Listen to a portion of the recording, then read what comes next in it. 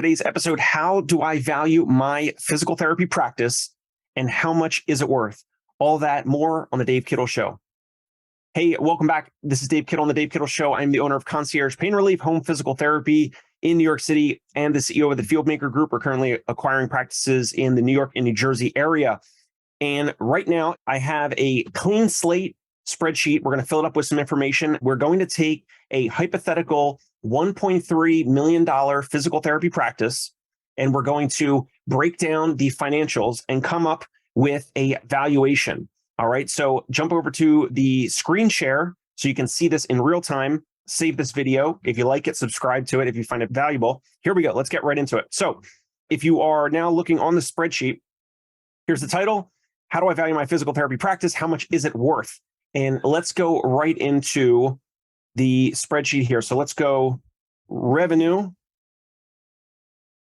And we said $1.3 million.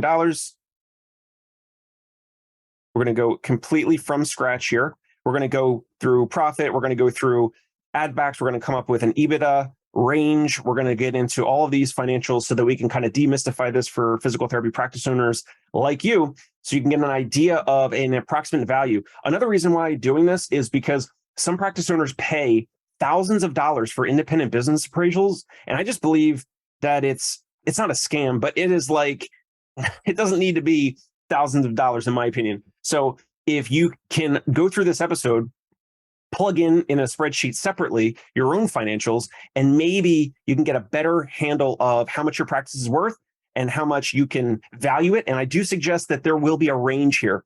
So we're going to get into a range of how much your physical therapy practice is worth, because really the answer is a range or whatever a buyer is willing to pay. And there's going to be different buyers. If you're looking to sell somewhere of your practice, there's going to be different buyers.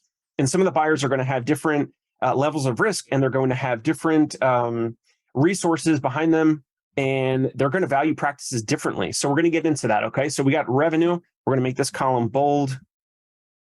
Putting it into profit. So profit, we're going to say profit on your tax return. So whatever profit on your tax return from the last calendar year, when we're looking at valuing practices, we're usually going to look at the trailing 12 months. So right now it's January of 2023.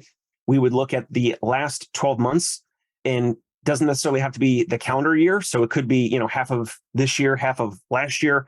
Anyway, we'll get into it. Profit on your tax return. Now, many practice owners that we've seen and we've spoken with, we know that if their profit is, I don't know, on the low end, 15% or 10 or 15%, and on the high end, 25, sometimes even 30% for physical therapy practices across the country. But many practice owners will want to minimize legally with personal deductions on their business bank account and their business tax returns. Practice owners will want to minimize the amount of dollars that they're declaring as profit in their practice. So they'll have their personal cars and their personal gym memberships and travels and flights and all these other expenditures personally on their business bank account to reduce their tax bill.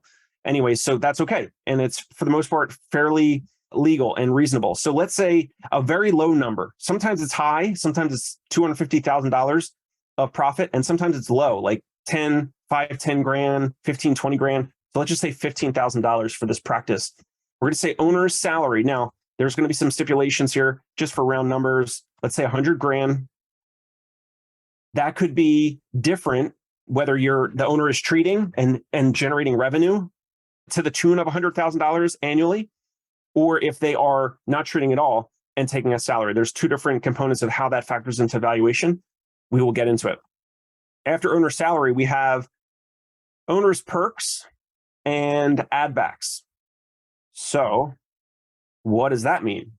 Let's say, so if you're a practice owner, you know what owner perks are. It's basically like after you pay yourself, you have an owner draw. If you have a partnership like a PLLC or different entities, you can take a draw, like you might pay yourself out of the year-end draw and take a draw from the year-end profits of your practice after taxes.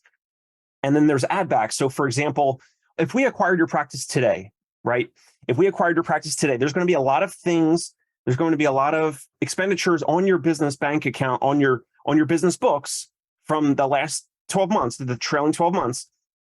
There's going to be a lot of things on the practice's books that will not be on our books in the next future year if we were to acquire your practice today.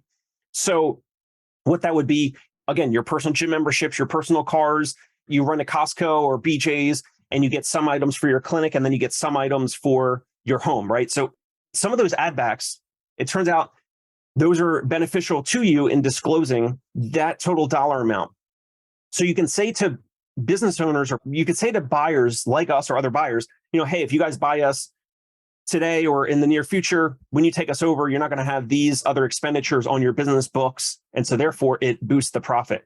So owners' perks and add backs, let's just say, and this will change from practice to practice, but let's just say $150,000 total staff compensation, and across the country with physical therapy staff compensation, after it could be hourly, it could be salaries, it could be plus bonuses, it could also include health insurance.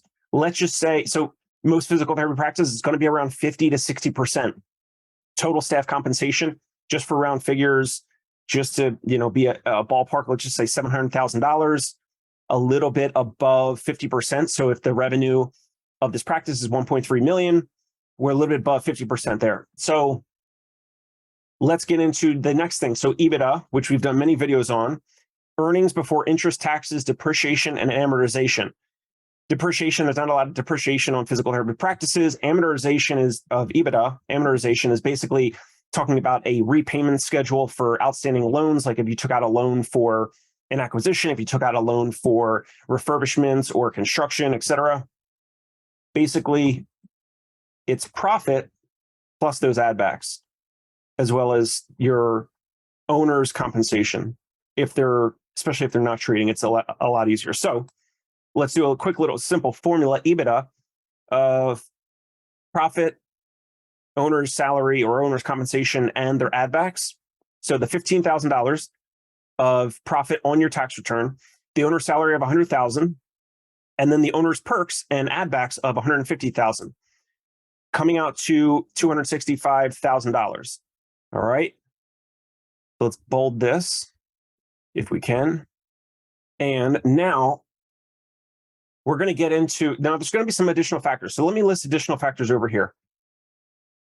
These additional factors that we're going to come across in the next few minutes, these additional factors will be what swings the value of your practice, a couple, maybe $100,000 difference, maybe $400,000 to $500,000 difference. And there are many different factors. So we're going to get into those. We're going to list those out because I don't want you to get shocked here or surprised, but okay, let's get into it. So now EBITDA, what do physical therapy practices sell for across the country? They are actually sold on a multiple of a negotiated multiple of this number, of the 265,000.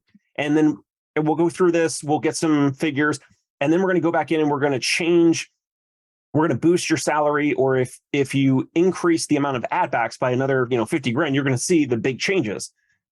So physical therapy practices across the country will typically sell for a 3x multiple of EBITDA, anywhere from 3 times to 4 or 5 times. And the larger the practice, either in revenue, in the net profit, as well as the amount of scale. What I mean by that is we previously interviewed Michael Gorman on the show here. He, in St. Louis, had 7 locations, and he reported on our show that he sold for an EBITDA multiple of 7 times EBITDA.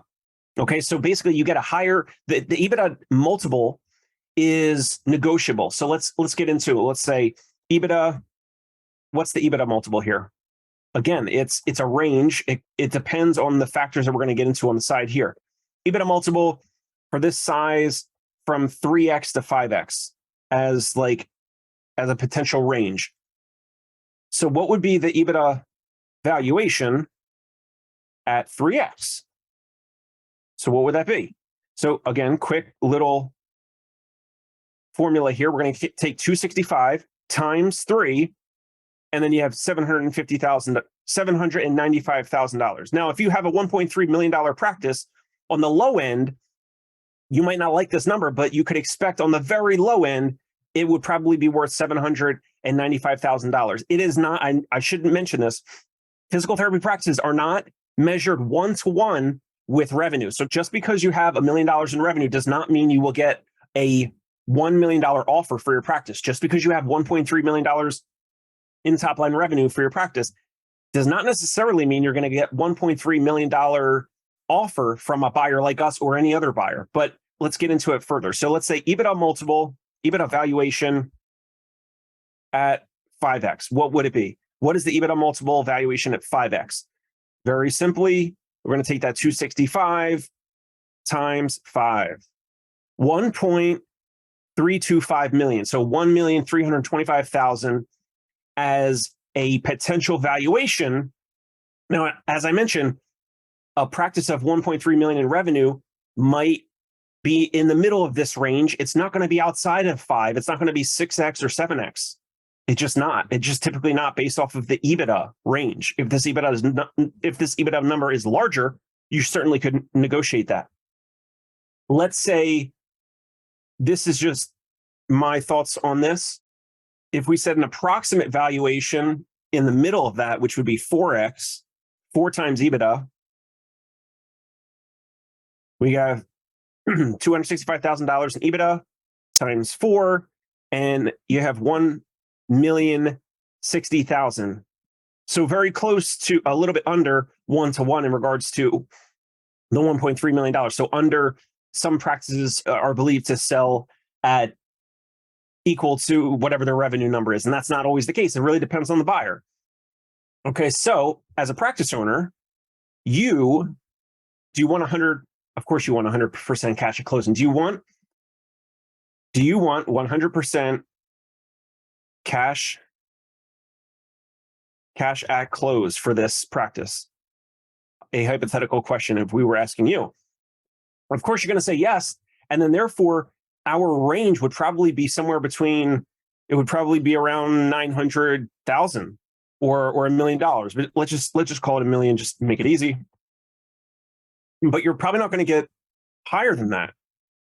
Now the question would be, do you want more than $1 million for this practice?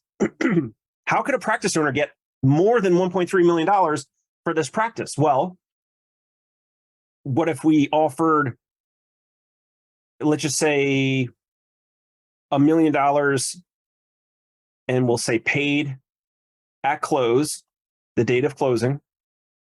And if you really had financials, you had these additional factors which we're going to get into, maybe there would be more. Why don't we jump over to the additional factors, and we're going to get into what would be a seller's note or performance pay or performance metrics and benchmarks. Like if you really believe that you baked in growth that was going to double the revenue or get your revenue from 1.3 million up to 2 million, there could be benchmarks and agreed upon clauses set into the contract that if in the next year or two, if we get your practice to $2 million, you might get paid out additional dollars. So additional factors here. What are the additional factors that make a practice like this more valuable? Does it have a long lease, 10, 15 years or more? A future lease that's 2 or 3 years away from renewing is actually risky, or could be something that buyers don't like, and they would want a new lease negotiated up front. So you have a long lease in place, hopefully. Do you have stable staff that are doing what they're supposed to be doing? They're getting great reviews. They are treating patients the right way, and they're loving working with you, and they're staying in that practice. They're not jumping from job to job. Do you have stable staff? That's an additional factor. Do you have a DPT pipeline? Do you have DPT students who are doing their rotations with you that would be new grads, potentially working in that office, working in your clinic, rather than going to work somewhere else? If you do, and you have several times a year DPT students that historically did their rotation with you, they did rotations elsewhere, and then they came back and worked in your clinic, that would be something that you could show to buyers like us, like, hey, we're de-risking a lot of this risk for you in the transaction because we've built a pipeline of DPT students. And here's the history, here's the proof. 2 of our 3 physical therapists that had worked for us for the past 4 years, 2 of those 3 came from they did a rotation here. They did a rotation elsewhere. They could have worked elsewhere. They could have had job offers elsewhere, but they chose to come here because of the value of your practice, the rapport, the communication, the culture, the morale, all that type of stuff. These additional factors could boost your valuation. So DPT pipeline, what else? Are they being paid market pay or market compensation? Meaning, are they paid appropriately, or are they not overpaid? We came across the practice where the therapists were really overpaid, and basically it showed that there was a lot of a smaller margin of profit for this practice, and it really, quite frankly, turned us off, because if we're going to buy this, like, you can't really, cut salaries, because then the therapists are going to leave, and then that could create a lot of risk for us. So it was something where we kind of passed because the therapists were paid above market rate, but they should be paid, comparable to market rate, and then maybe additional bonus on top of that. It really depends on the practice owner.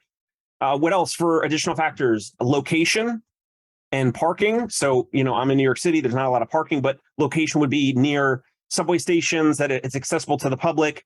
Location could be on highways or on busy routes or throughways or busy streets throughout the country where there's good signage. You can see the location from a busy street, but there's parking. It's accessible for folks. It's easy for them to find, and then they don't get lost. And then if the patients don't get lost, then they show up on time for their evaluations and their visits, and then your therapists are happy, because therapists get backed up when new patients are late, right? So then that creates a struggle sometimes. What else? So do you have tasks that are delegated? Do you have things that are automated? Are you not treating any patients? So we'll say owner not treating. If the owner is not treating, it's a lot more valuable, because otherwise you're going to have to stick around for the next several years for us to replace your income, for us to replace the amount of patient visits and units that you're evaluating, that you're treating on a calendar year. So these additional factors would swing this. So let's say you have a lot of these things in place. Well, then maybe we say, okay, here's an offer for this $1.3 million practice potentially. How about this? How about $1 million at close? And then we say over the next 5 years, we'll pay you a $500,000 seller's note. And this seller's note could be, over the next 5 years, we'll pay you $100,000 quarterly or whatever, or monthly. We'll pay you as a seller's note.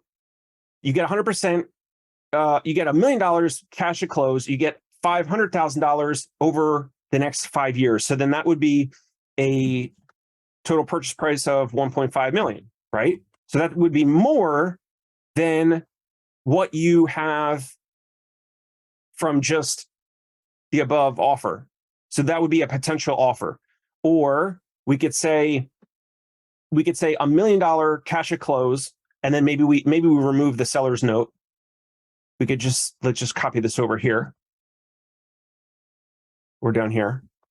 Let's say instead of a seller's note, if a practice owner didn't want that, or it just didn't make sense, if we said or performance pay. So let's say for performance, and it was $2 million in revenue in 12 months. So if you're at $1.3 million and you believe you baked in a lot of growth because of hiring and delegation and automation and systems you put into place, you believe it's going to be $2 million in revenue in the next 12 months, and you would like to be paid on that. So what if we say, okay, well, it could be all in on that, or it could be, tiered, but let's just make it easy. Let's say the difference between the 1.3 million that you're at right now, and you believe you believe that there's going to be an extra $700,000 in revenue.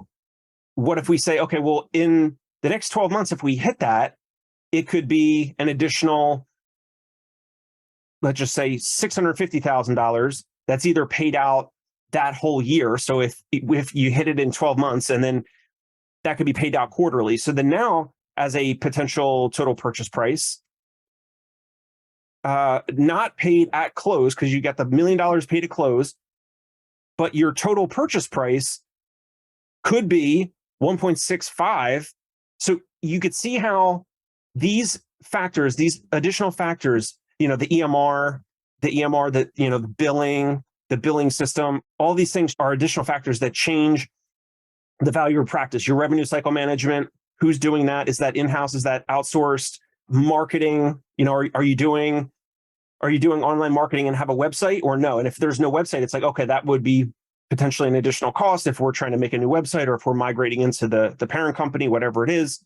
So there's all of these factors that change the valuation of the practice. But again, these are just some rough figures. $1.3 million in revenue, and you could expect somewhere in this ballpark of, on the low end, $800,000, which you may accept. And if you're getting 100% cash at close, maybe that's something that you'd be interested in. It really depends on the owner. It depends on their motivation to sell. Are they healthy and they don't need to sell? So then you can hold out for longer. If you have health issues or if you're older or whatever, and you're just trying to get out and you're done with it and you're burnt out from insurance and documentation and all that type of stuff, and if you're looking to hand off the reins to somebody else, then maybe you'll get out for that price. Maybe you want to hold out for 1.3 million, 1.325 as the offer, which certainly could be there. It certainly could get you there. Now, real quick, let's say that you're after owner add backs and perks, instead of $150,000, we'll make this $200,000, and watch what it does to your EBITDA here. So instead of $150,000, I'm going to change it to $200,000, and then boom, it makes your EBITDA $315,000. And now look at these different offers.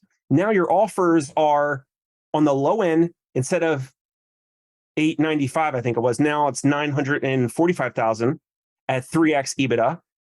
At 5x EBITDA, it's 1.57, or the approximate valuation at a 4x EBITDA of 1.26, which again is very close back to the $1.3 million in revenue.